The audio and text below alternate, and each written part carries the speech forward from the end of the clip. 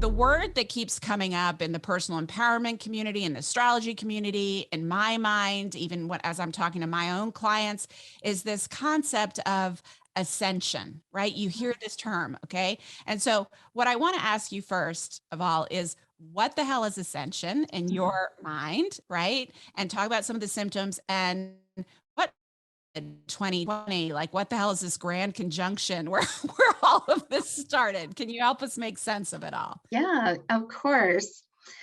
Well, Ascension is a really personal experience that almost seems to be like an activation that happens within each soul at their own pace and on their own timeline. And so often it's an awakening of something's not right. Something in my life isn't right. There's got to be more than this. Oftentimes our awakening or our ascension starts with really a dark night of the soul, which is a depression, a really just hitting the wall energetically where you just can't do life any longer. Something has to change. And that awareness within us grows, and it's a phenomenon that is hard to explain other than it's just happening. We're seeing it, we're witnessing it. The energetic cycles that we're working in are bigger than even 2020. So what happened in 2020 was a grand conjunction of Pluto and Saturn, and it was another activation point. But 2012 was actually a sooner activation point. Huh, what happened? And yeah, well, we had a fixed star of Regulus shift into the sign of Virgo out of Leo, and it carried with it a feminine theme. Now we've shifted into more feminine energy generally, and that is an energy. That's an energetic that is allowing us to shift into a more embodied consciousness, which is also what the ascension is. There's so much here. So much. So the ascension is really a personal experience, but we all seem to find each other eventually, which is what really makes this unique and different. And many wake up into a truth, and because of that, they begin to heal. They begin to really look at things that happen from a different point of view. Instead of running from it, it becomes an opportunity for healing. Sometimes it's because it's so debilitating that that it's a purge. The whole thing acts like it's a purge. And so we cast off some of the deeper, darker energies within us, perhaps that are connected to trauma and ancestral wounds. Yeah. All of this is really lots of hypothesis around being bathed in more light, that it was prophesied that there is an ascension happening that can be also connected to Christ consciousness. There's a lot of stuff out there. I don't really understand fully. I don't have a good enough grasp on the astrology piece, but the bits and pieces I read are, that the poles have shifted, there are solar flares coming in, that there's all of this high frequency energy coming into the planet right now. And because the planet doesn't entrain and match our frequency, we always match and entrain to the Earth's frequency. And the Earth's frequency is super, super high right now and getting higher. We're all having to rise to meet it because we have no choice. Yeah. So we're humans on the planet. And as we rise to meet it, all our shit comes up to be shed right. so that we can meet it, right? So what's Yeah. making this happen right now from your perspective?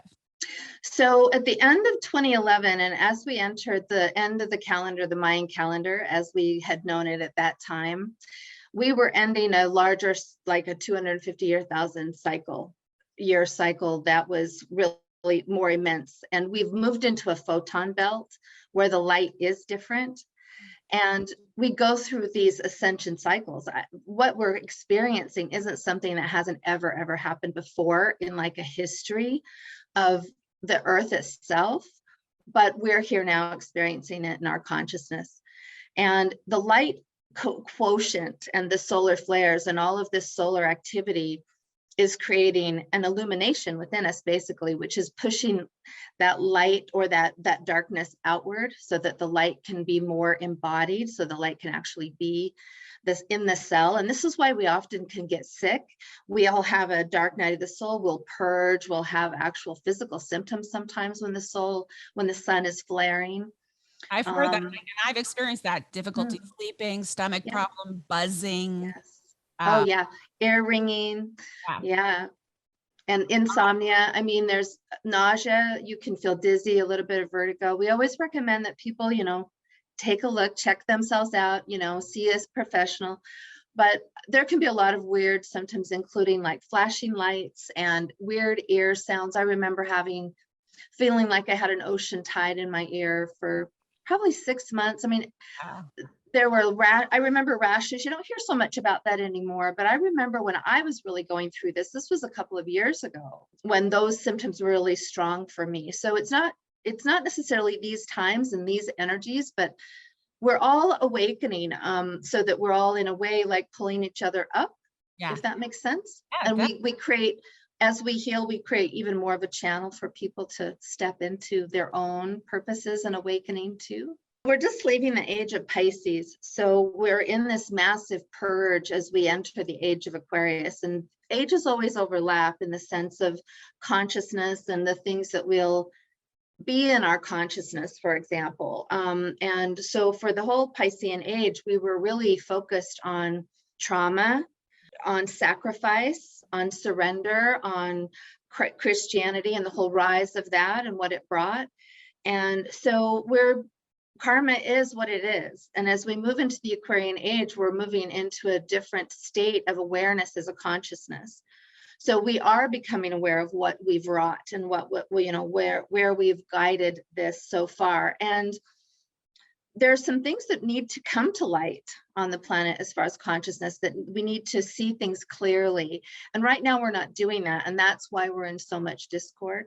Pluto is getting ready, in the next spring to shift into Aquarius, and that will be a whole nother energy field that we'll step into, and we're feeling it. We're getting closer and closer. Wait, so next spring, what's going to happen? So next spring, the astrology next spring is really incredible. Right around the solstice again, we have Pluto entering Aquarius, and the nodes will still be the nodes of the moon will still be in Taurus and Scorpio. And as we're in this window, because it really started around the equinox this year, so we have a full year of this preparation. And Pluto is an energy that purges. It is an energy that goes down and picks it out at the root. It doesn't leave anything else for anything else to grow there. It is a purification in many ways. And we have a real big combination in the heavens right now that is opening us up into a more angelic space within ourselves. This combination that we're in right now is guiding us into that eventuality when Pluto shifts. And the energy right now, Pluto's getting ready to go retrograde. It's going to stay retrograde for 5 months. So it will be retrograde at the time of this airing, most likely, and we'll be feeling the review of it all. And it's going to really take us all the way back at different layers. And so, for example, the experience you had with your son is a great example of something that was there, something that was rooted in there that you hadn't seen and hadn't come into a consciousness with. And there it was, because that's the normal process. The normal process is taking us back to the organic code. And that's in many times leading us back to what we would call a God presence or a creator, something that is an originator, a source, because we're all connected to that same energy. So it's really about a remembrance, so that we have about a period of time. And then after that, a lot of these big planets like Neptune and Uranus, all move into different signs between now and 2026. There's a major event coming, and a closure that's happening, a cycle that's ending in 2027. And what this whole cycle, you mean? Or well, the thing about astrology is that there are smaller cycles upon bigger, that are in bigger cycles and bigger cycles. So there aren't definitions with astrology. Everything's being layered. Yeah. Right. So this is, with all these energies shifting, we're coming into a higher consciousness. They're just there to support us. The planets, we could see or look at the planets from the perspective of that they're a reflection of us. They have an energy frequency just like we do. They have the good energy and the bad energy, and it's a matter of how we focus. And that's why I focus so much with my work into the positive, because we're at endless choice all the time. So if we're really focused on what we can really do with this to advance us and move us forward, then maybe we can move through this well. We've gone through this before. January of 2022 opened up a new gate, what created a whole new gate that was leading us into the eclipse windows. And these eclipse windows, there's a lot of emphasis that's going to happen around your own consciousness, almost in another awakening cycle. So there will be a rapid expression or a rapid expansion or ascension that people will experience. And people that are waking up now, like that are newly waking into this, are on what I would call a rapid ascension like trajectory. Yeah, but that also means that they won't have as much to throw off. A lot of the healing for the collective is being done. Now, what we're seeing is just the dichotomy of in the world of the tension of the deception. The deception is there. The deception is what causes the conflict. And so we get rid of what's behind that deception, and we're able to actually really move forward and evolve. And that's why many of us are here right now having this experience, because we've had memories of this and we have a concept of it. We're waking up to it. And as we do that, we're becoming even more aware of how to solve the problems that we face right now. As we wake up, we throw off the things that aren't authentic within us. The bigger energies of the ascension and what's happening right now to us globally is that we're coming back and waking up into this authentic expression. And that authenticity has a core in the organic nature of things. And so it's going to have its movement with us. And so everything that's in the dark, everything that's being concealed, even within you, is coming up. And as that happens, as the consciousness rises, there's a quickening effect that happens with all of us, and it becomes this bloom of consciousness. And that's what some people call the ascension, or the event, or the things that they feel are going to happen very suddenly. And that's how it has been predicted. And when is that supposed to be happening? Well, because it is really, in many ways, dependent upon our consciousness and the things that actually wake us up. And there's been a lot of things since 2020 that have awakened us. There, we have even a more acceleration. So there's not really a date that anybody can really give us, because it's kind of that paradox that we live in life. We are creating it. We are creating this experience even as a whole. And so we determine, it's that juxtaposition between destiny and fate, right? Yeah. Are we creating this, or is it destined? And it's a little bit, the truths lie always in the middle. So both things can be true, because ultimately we're leaving duality. We're leaving the fractured mind. We're leaving the aspect of conflict within and without. And so as we heal and we mend this mind and we leave the mind, so that we're no longer in scenarios and assumptions and all this conflict, we're going to come into different solutions.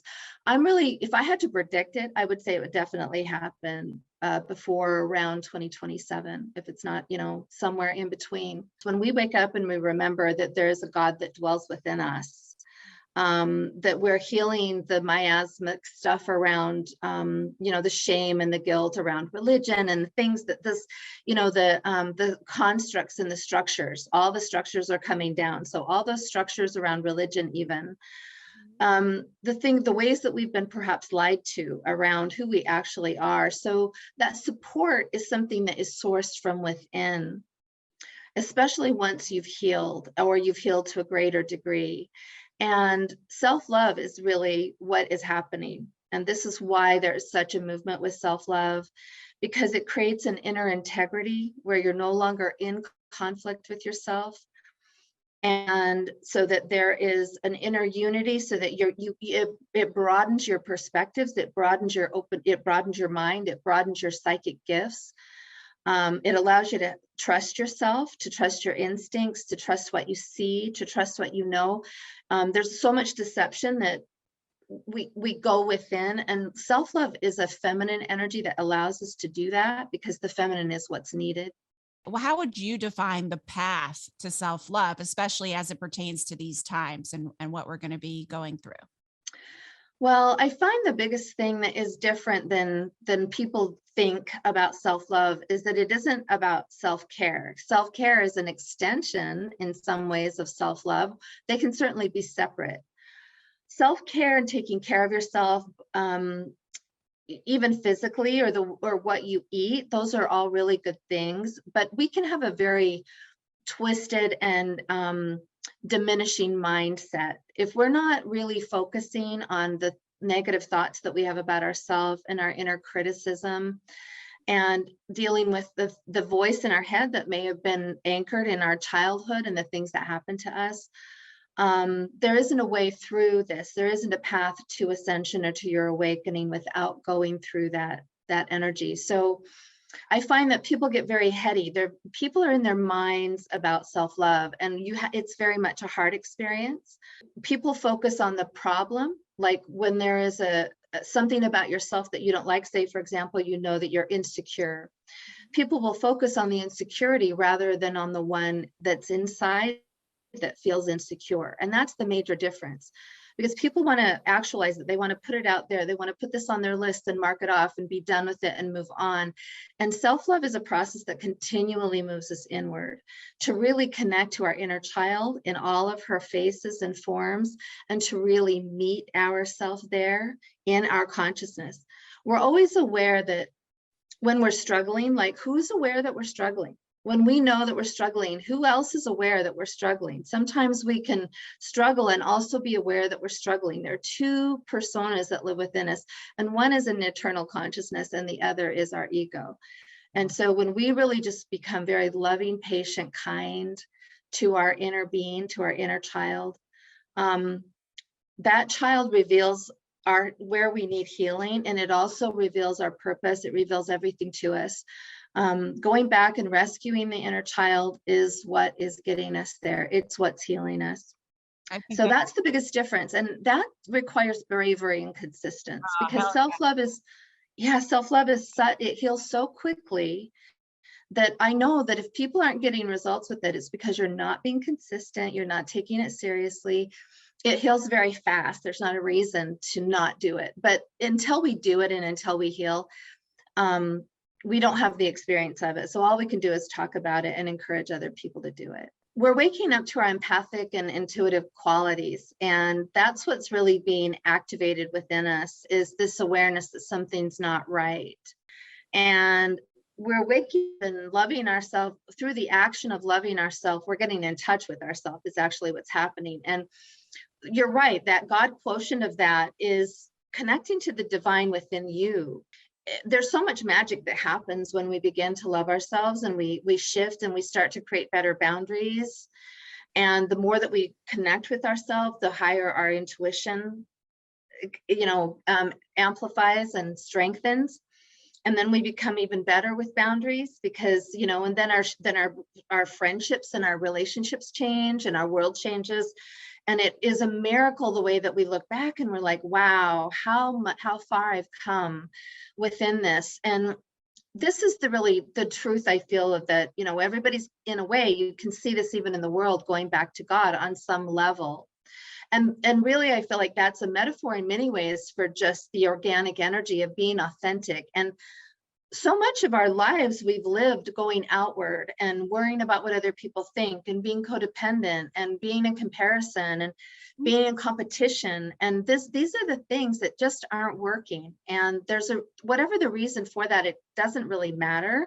What matters is that we're being supported and bathed by frequencies that are bringing the light in and allowing us to see the light within us and to connect to that Christ, what they call Christ consciousness within us, so that there's an awareness within each of us that we have the power in our lives to affect change and to heal each other and to come to a higher understanding. It's really beautiful. There's many, many things that are happening on a lot of different levels, but part of also with the self-love and the metamorphosis that it takes you through and connecting to ourselves is that it changes our relationships. And when we love ourselves, we can love each other. We're not going to go into habits and behaviors that are harsh and unkind to each other. Everything is coming back into alignment. So even though Ascension can be really scary because it's hard to really navigate, we always seem to find each other and people like yourself, which is a blessing. And this is one of the things about Ascension, is that we step into purpose as well, because when we become more embodied through breath, those of us especially that are very empathic and feeling all these global energies, it's really important to stay connected to your breath, to bring your energy down through your breath, down into your sacral, your root chakras. The breath on so many levels is a reset, and everything is about embodiment. So all the feminine practices that will get you in your body, like yoga and your diet, but even breathing, not even so much meditation, because meditation is more of a masculine energy that kind of takes us up into the crown chakra. We're actually coming into the body more. So moving meditations, Tai Chi. I go out every day onto the beach and I ground myself. I let all the energy, I put it back into the earth, and it cleanses me. And I feel it every day. And I think that practices like this, they can be very simple, but the idea is to just bring consciousness to the embodiment and to also really let yourself feel what you feel. This is another component of self-love, because when you've developed a self-love practice, when feelings happen, you're not shutting them down. You're not trying to blame. You're not, the self-love is a beautiful tool for personal responsibility, because you can own how you feel. That it's all based in validation, because when you're validating yourself, you create this circuit of validating, calling people towards you that validate you. We're the vessel, we're the conduit. And this is, the more that we're letting this energy move through us, we're becoming just more anchored to a whole new way of being with ourselves and with each other. And when we're not letting the emotions get stuck and caught, because validating, you're having the emotion, you're feeling the emotion, you don't need to attach to the emotion. But self-love, isn't a process of always feeling happy. For example, gosh, when I get in a bad mood and something's like set me off, I've learned to just let myself be in a bad mood for a little bit, right? I'm not trying to change that. I'm just going to let myself be in a bad mood. Like, I can take care of myself. I don't necessarily need to vent, but I need to be with this for a little bit. And I learned that. Yeah, that's what I say. I got to go just sit and be in my fussiness for a little bit. Yes. And it's important, because here we have all these things that take us away from ourselves, our phones, our media, our social media. We're not embodied at all. We're in our heads, and that's intentional. That's intentional. So we have to be mindful about bringing ourselves back into the body and letting ourselves just feel what we feel, because we're all unique. Our feelings are unique to us. Other people don't need to validate our feelings. We don't need anybody else to tell us how we feel about things. When we know how we feel about something, and that we're working with that and we're sitting with that, we're more empowered than ever. And you're right, we move through things much more quickly, because the things aren't getting stuck there, and nor do they get stuck in our body. Yes. So this is another way that we prevent dis-ease in our body, because we are dealing in a healthy way with what it is that we feel. That is a normal part. Really what Ascension is becoming more human. That's what the word embodiment is really about. It's interesting. The Ascension is really, in a way, it's a misnomer, because the consciousness of our higher self, our angelic being, whatever that is for us, is descending into our consciousness, like it's waking us up. So we have this opening of our mind, but yet be more embodied at the same time. So I find that language fails us a little bit. It's kind of hard to really describe what's happening.